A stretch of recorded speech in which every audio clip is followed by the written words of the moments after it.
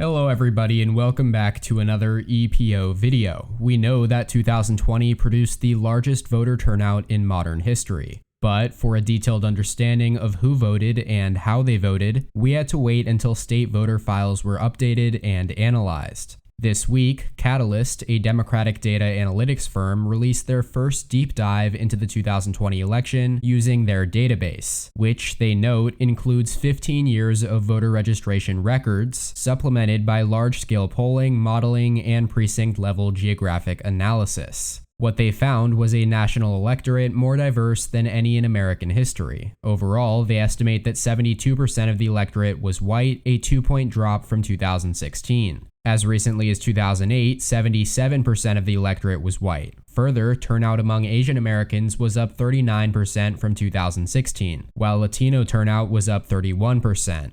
Even so, white voters continue to have the highest turnout rates of any group. 74% of white voters turned out in 2020, compared to just 50% of eligible Latino voters, 63% of black voters, and 62% of Asian voters. In other words, even as turnout among voters of color increased, they still trail the turnout rate of white voters. This was especially pronounced in fast-growing and diverse Sunbelt states. A Catalyst estimate of voters and non-voters across battleground states in the South and West, Arizona, Florida, Georgia, Nevada, North Carolina, and Texas found nearly as many non-voting people of color, 11 million, as there were voters of color, 13 million, mostly concentrated in Latino communities. The numbers look quite different among white people in these states, with only 9 million non-voters and 24 million voters. Meanwhile, the boomer generation's reign as the dominant demographic group has ended as millennials and Gen Z have increased their political influence, a trend that Catalyst calls a demographic change that is functionally permanent.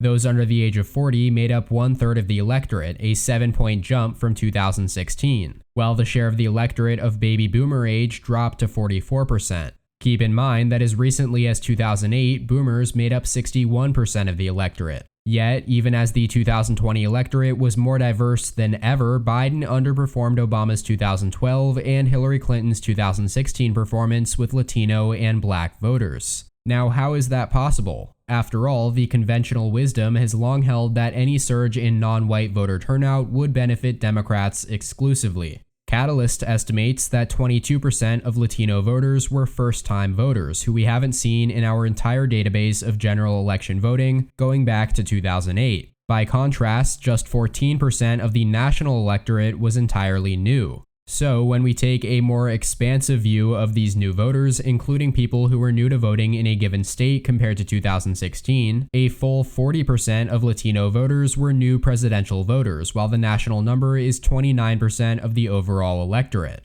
And with such a large number of new Latino voters in the electorate, it is plausible that they drove a big part of the change in Latinos' overall support numbers. As marginal voters enter into the electorate, their partisan preferences may move closer to a 50-50 split naturally. In other words, these new voters were likely less ideological and less partisan than habitual voters, which in turn helped boost Trump's overall share of the Latino vote. However, the overall surge in black turnout, Catalyst estimates that turnout went up 14 points among black voters from 2016, helped Joe Biden yield more net Democratic votes from black voters as a whole in 2020 compared to 2016. For example, in the state of Georgia, higher black voter turnout yielded an additional 200,000 net votes for Biden, above and beyond the margin that Clinton got from black voters in 2016. This was, of course, key to winning the state, as Trump would have handily won Georgia without that extra 200,000 net votes. So in other words, despite the fact that Biden's margin among black voters was smaller than Obama or Clinton's, the overall increase in black votes more than overcame that shrinking margin. And overall, Catalyst concludes that the unprecedented surge of new voters into the electorate, especially younger voters and voters of color, ultimately benefited Biden more than Trump.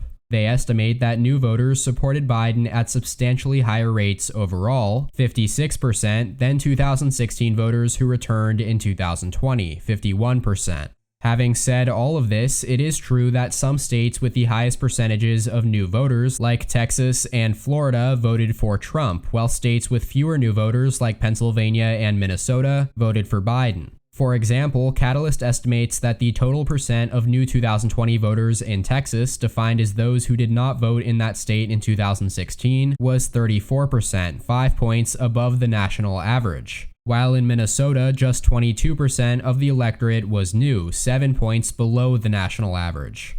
Ultimately, when comparing election data from one year to the next, we often assume that changes in voting behavior reflect a change in behavior of the same people. In other words, if candidate X took 40% of the Latino vote in one election and 45% in the next, that candidate must have improved his or her standing with the same people who showed up in the previous election. But what can also be true is that the candidates attracted a very different group of Latino voters, including many that may not have voted in the previous election. It can also be the case that voters who showed up in the previous election stayed home in the next one. This means that we have to be very cautious about making assumptions about the electorate's composition in 2024 based on what we saw in 2020. It's also why Catalyst warns Democrats that despite Biden's success with new voters in 2020, we do not necessarily expect these new voters to signal a new, enduring Democratic majority, with ever more Democratic-leaning new voters building larger and larger Democratic leads election after election. The flip side of the coin shown here involves people who dropped out of the electorate, who may also be more Democratic than the electorate as a whole. This is plausible if they are more likely to move around, face barriers to re-registering and voting, or are just less likely to be consistent voters for any other reason.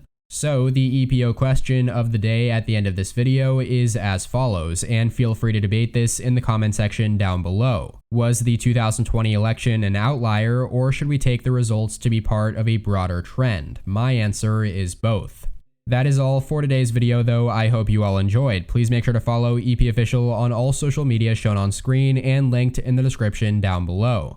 Also, make sure to comment your thoughts and opinions in the comment section, and please hit the like button if you liked the video as well. Subscribe if you haven't already. Thank you all so much for watching. Check out more content from my channel here, and as always, tune in next time.